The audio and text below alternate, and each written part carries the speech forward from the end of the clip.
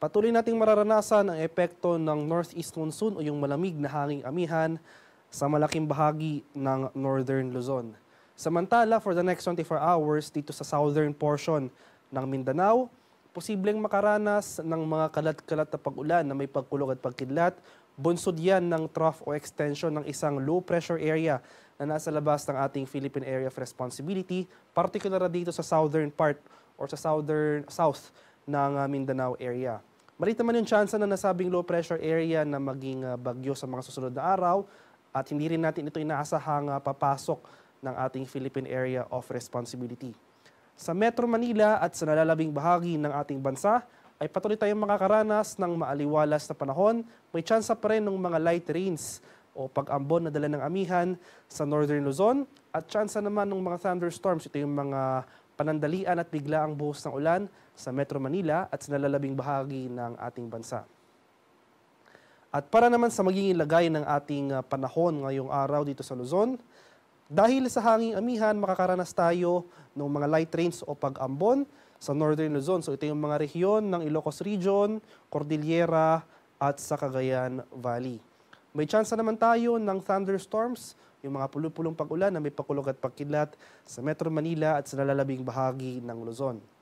Maliwalas sa panahon na ating inaasahan sa malaking bahagi ng Luzon for the next 24 hours. Dahil sa hanging amihan, asan pa rin natin yung mga tsansa o yung pagbaba ng ating temperatura na naitatala sa madaling araw.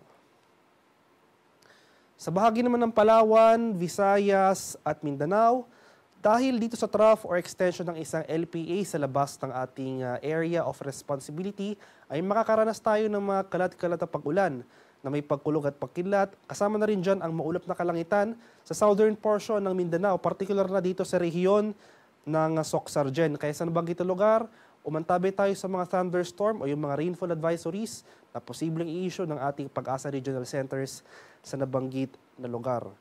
Sa nalalabing bahagi naman ng Mindanao, buong Visayas at sa area ng Palawan, ay makakaranas tayo ng maaliwalas na panahon, generally fair weather conditions.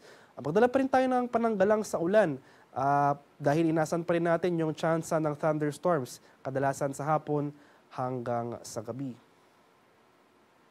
At sa kalagayan naman ng ating karagatan, sa kasalukuyan, may nakataas tayong gale warnings sa northern seaboard ng Northern Luzon. So sa dagat baybayin yan ng Batanes. Kaya sa ating mga kababayang mangingisda at may mga maliliit na sasakyang pandagat, sa nabanggit na lugar, kung maaari ay huwag po muna tayong pamalaot dahil makakaranas tayo ng maalon hanggang sa napakaalong karagatan na dala ng hanging amihan.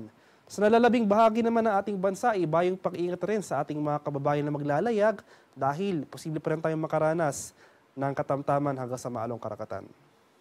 At para naman sa ating 3-day extended weather outlook sa mga piling lugar ng ating bansa, dito sa Luzon, particular na sa Northern at Central Luzon, simula bukas, araw ng Lunes hanggang sa Miyerkules, inaasahan natin ang muling epekto ng hanging amihan sa malaking bahagi ng Luzon. Ito yung panibagong bugso ng ating northeast monsoon. So for the next 3 days, buong Luzon makakaranas pa rin ng maliwalas sa panahon, fair weather conditions. May tsansa pa rin ng mga light rains o pag-ambon na dala ng amihan sa areas ng Metro Manila at Baguio City. Makakaranas pa rin tayo ng mga tsansa ng afternoon thunderstorms sa bahagi ng Kabikulan, particular na sa area ng Legazpi City, bukas araw ng Lunes. At dahil inaasahan natin ang muling paglakas ng hanging amihan, ay bababa yung tsansa ng thunderstorm activity.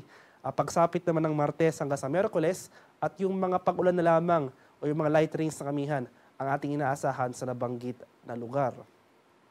Sa bahagi naman ng Visayas, inaasahan na rin natin for the next 3 days, generally fair weather conditions po ang ating mararanasan. May tsansa pa rin ng mga afternoon thunderstorms or yung mga rain showers. Ito yung mga pulupulong pag-ulan na may pagkulog at pagkilat, kadalasan nga sa hapon hanggang sa gabi, bukas araw ng Lunes hanggang sa Martes. At dahil kaakibat ng paglakas ng hanging amihan, asahan natin na bababa yung tsansa ng thunderstorm activity. Pagsapit ng Miyerkules, maghanda na lang tayo sa mga tsansa ng light rains o yung mga pag-ambon nga na dala ng hanging amihan. Dito sa areas ng Metro Cebu, Iloilo City at sa bahagi ng Tacloban City. At sa Mindanao, dahil nga dito sa trough or extension ng isang low pressure area na nasa labas kasalukuyan ng ating Philippine Area of Responsibility, Posible rin tayong makaranas ng maulap na kalangitan na may mga kalat-kalat na pag-ulan, pagkulog at pagkilat bukas, araw ng Lunes, sa malaking bahagi ng Davao Region. Kaya maging handa pa rin tayo at alerto sa mga banta ng flash floods at landslides sa nabanggit na lugar kung tuloy-tuloy ang pag-ulan na ating mararanasan.